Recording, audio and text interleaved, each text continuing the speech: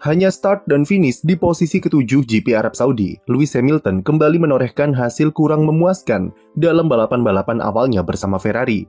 Semenjak menang sprint race di Shanghai, performa Hamilton menjadi inkonsisten dan bahkan cenderung menurun dengan selalu adanya masalah di setiap akhir pekannya.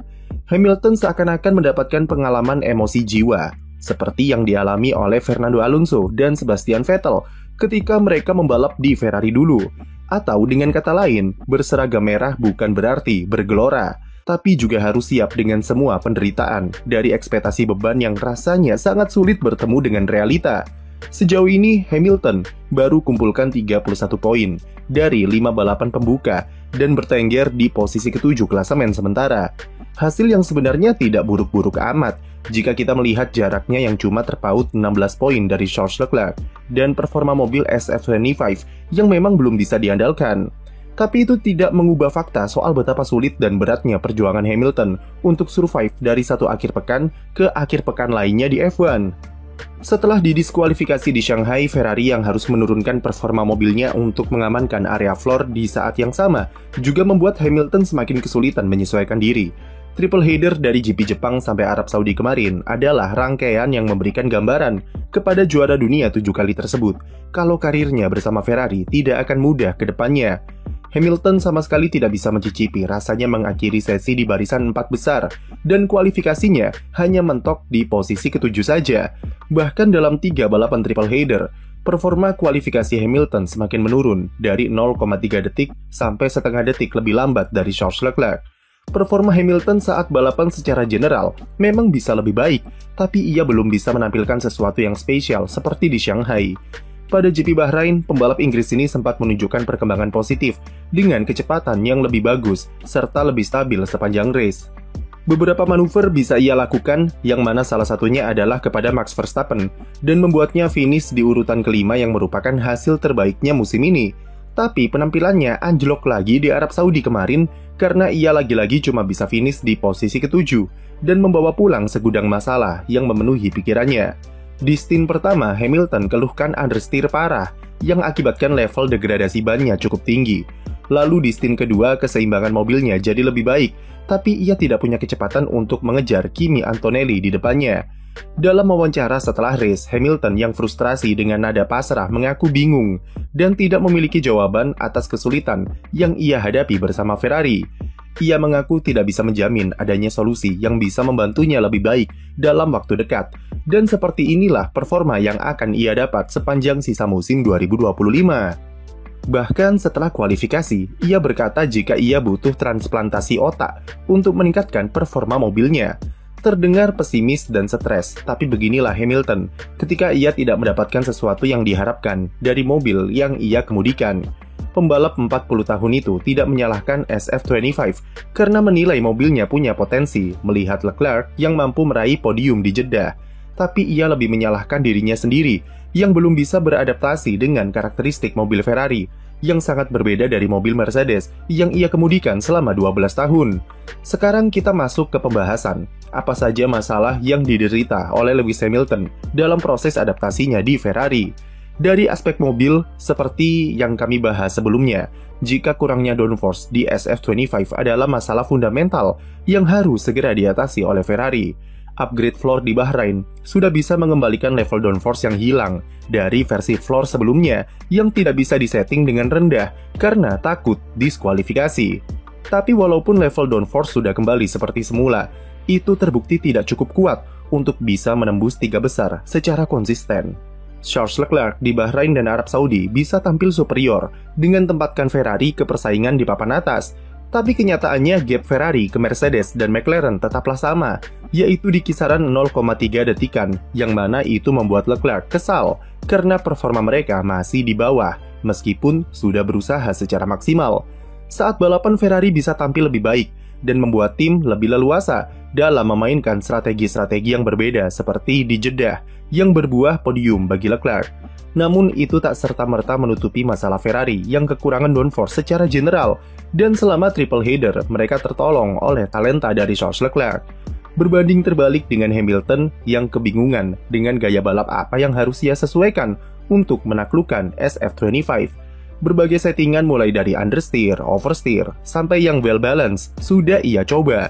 Sayangnya tidak ada satupun yang berhasil, dan itu membuatnya cukup stres dengan handling mobil Ferrari yang sulit ia tebak di tikungan.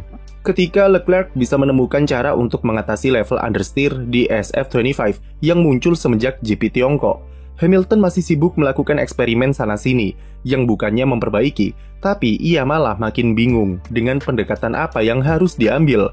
Problem utama Hamilton adalah perkara adaptasi, karena bukan hal yang mudah untuk mempelajari hal baru setelah 12 tahun bekerja di lingkungan yang sama.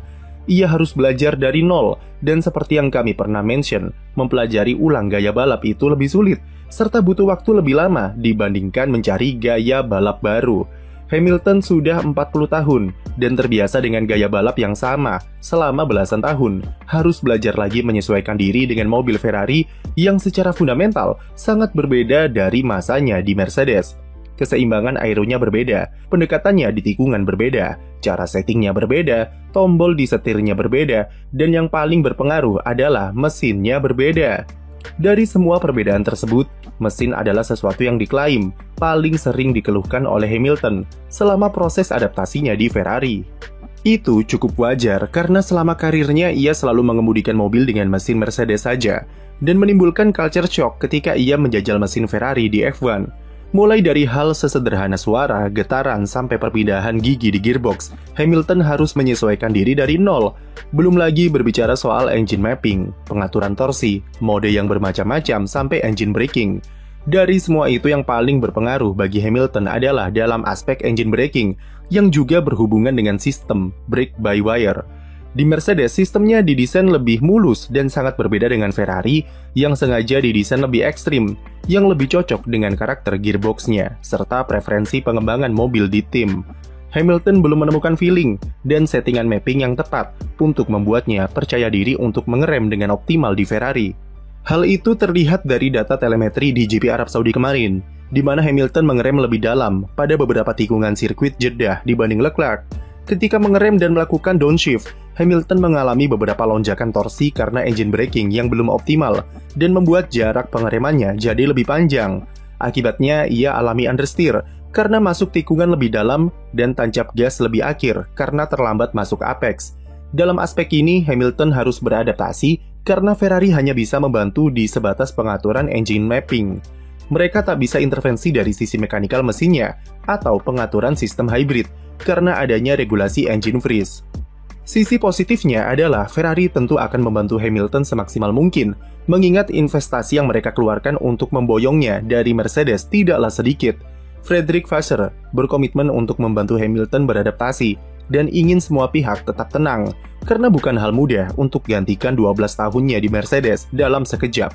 Vasseur mengaku terbuka dengan kekecewaan dan rasa frustrasi Hamilton yang menggambarkan performa sesungguhnya dari Ferrari, serta menunjukkan kalau sang pembalap ingin membubuhkan kesuksesan di tim barunya. Kembali lagi ke video kami di awal-awal kedatangan Hamilton, jika 2025 adalah proses adaptasi, dan barulah nanti di 2026 kita bisa menilai seberapa sukses dia di Ferrari. Apalagi 2025 adalah tahun terakhir sebelum ganti ke regulasi baru, yang bisa mengatasi semua permasalahan Hamilton di mobil generasi saat ini.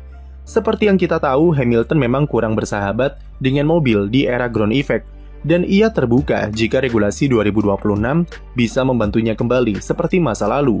Untuk sekarang, Hamilton harus membangun ulang fondasinya di Ferrari, yang meski akan penuh dengan rasa kesal dan frustrasi, tapi anggap saja 2025 adalah pengorbanan untuk musim-musim berikutnya yang lebih baik. Hamilton semasa di Mercedes juga tidak langsung gacor dan sempat paceklik di musim perdananya pada 2013 silam, sebelum kemudian mendominasi lewat perubahan regulasi era hybrid sejak 2014. Tidak ada jaminan memang mereka bisa lebih kompetitif musim depan, tapi istilah sabar adalah kunci yang tetap berlaku, meskipun itu adalah Ferrari yang entah sampai kapan harus terus mengelus dada. Sekian video dari kami. Jangan lupa beri like dan subscribe untuk konten F1 lainnya.